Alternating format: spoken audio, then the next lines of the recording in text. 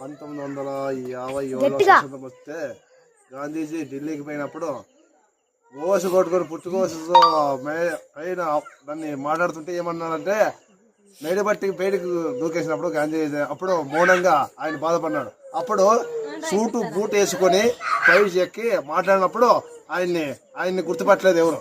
కానీ ఇంగ్లీష్లో 18 భాషలో యూజ్ చేసి నలుమూలలో ఆయన్ని అంతర్జాతీయలో చూపించాడు.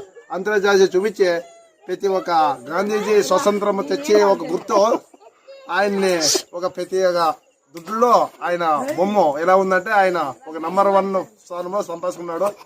ఒక దేశ నలుమూలలో ఆయన ఒక గుర్తు ఉండిపోయేలా ఆయన గాంధీ పుట్టిన ఒక దినంతో ఆయన ఒక సార్వభౌమత్వం చూపుతానని ప్రతి ఒక్కరు ఆయనలో అందరూ ఉండాలని ఆయన గాంధీజీ స్వతంత్రం తెచ్చి మన కోసము మన కోసం వచ్చాడు. గాంధీజీ ఎప్పుడైనా కాదు గాంధీజీ ఉండాలని అప్పుడు ప్రతి ఒక్క పోలీసు స్టేషన్ లో కూడా ఆయన ఫోటో ఉంటది. కలెక్టర్ ఆఫీస్ లో ఆయన ఫోటో ఉంటది. హైకోర్టు జడ్జిలో కూడా ఆయన ఫోటో ఉంటది. ప్రతి ఒక్క పార్టీ ఆఫీస్ లో కూడా ఆయన ఫోటో ఉంటది. కానీ ఆయనే ఒక సార్వభౌముడు. ఆయనే ప్రపంచంలో గాంధీజీ ఒక నెహ్రూ అన్ని ఒక గాంధీజీ. కానీ ప్రతి ఒక్క స్టూడెంట్ ఆయనలో కూడా ఆయన కట్లు కావాలని కోరుతున్నాను.